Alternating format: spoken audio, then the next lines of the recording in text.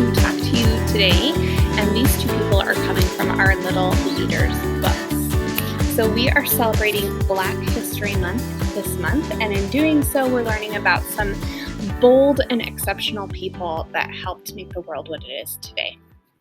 So remember, these little biographies come from books by Vashti Harrison, and it really started out of a challenge for this author and artist and illustrator to draw and learn more about people.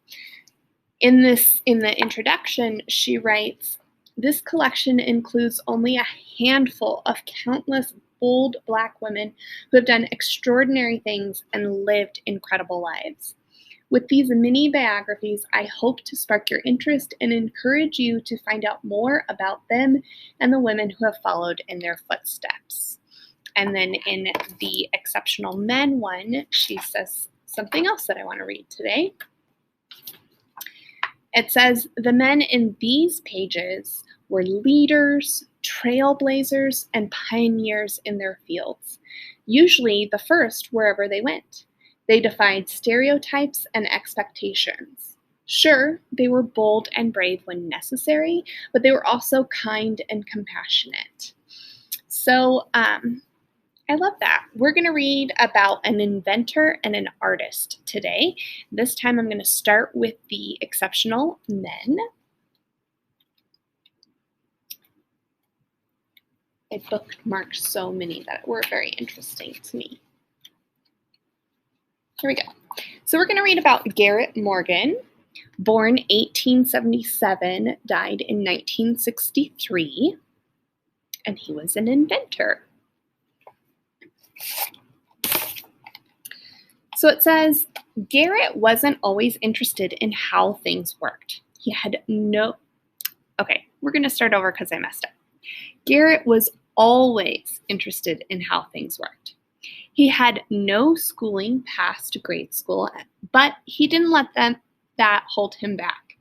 By the age of 14, he had worked as a handyman, and by 18, he had taught himself enough to get jobs at sewing machine companies around Cleveland. In 1901, Garrett sold his first invention, a part for a sewing machine, and a few years later, he was able to open up his own shop. He soon became a successful businessman and inventor. In 1914, Garrett filed a patent for his next invention. After witnessing a fire, he noticed that the firefighters combated the blazes with no protection over their eyes or face. He thought that a mask could shield the men and keep them from inhaling smoke. He devised a safety hood that covered the face, using a hose to access fresh air from below. Many people were reluctant to buy inventions made by a Black man, so he often hired white actors to conduct demonstrations so that customers would give his creations a chance. Eventually, his business grew, and fire departments in Ohio, Pennsylvania, and New York were using his hood. Garrett wasn't just an inventor and a businessman, though. He was also a hero. After a tunnel explosion in 1916, Garrett, using his safety hood, rushed in to pull out workers, and he saved 2 lives. In 1923, he filed a patent for his next invention. At the time, automobiles were on the rise and were sharing the road with horse-drawn carriages, bicycles, and pedestrians. Traffic signals went from stop to go with no notice, and it was dangerous. After Garrett witnessed a terrible crash, he had an idea for a warning signal.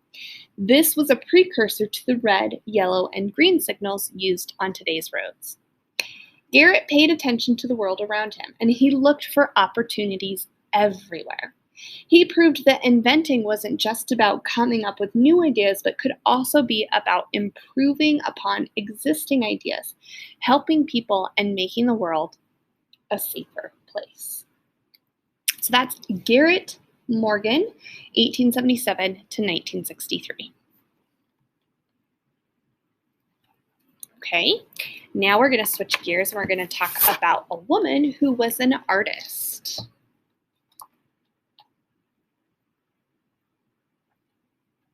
If I can find it. Okay, here we go.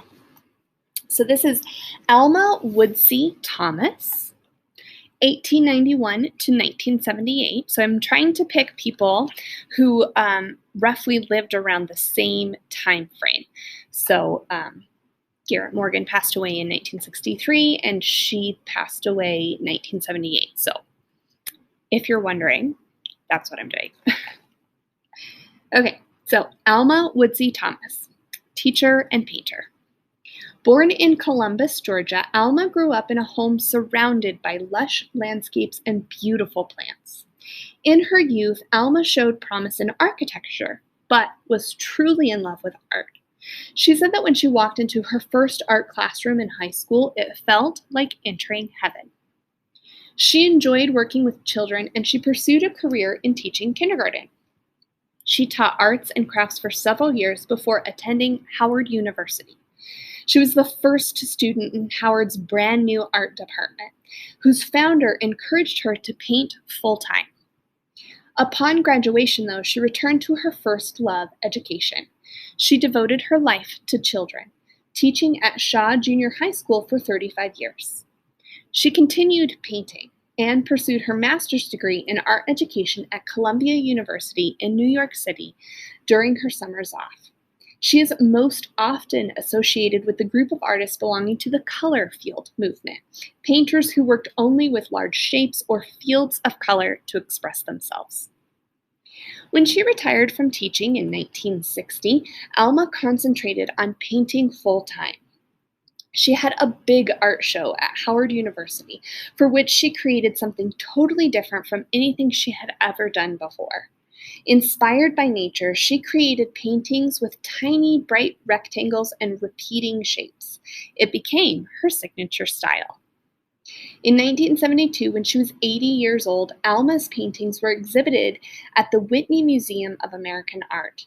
This was the first ever solo exhibition of an African-American woman artist at one of America's most important art museums.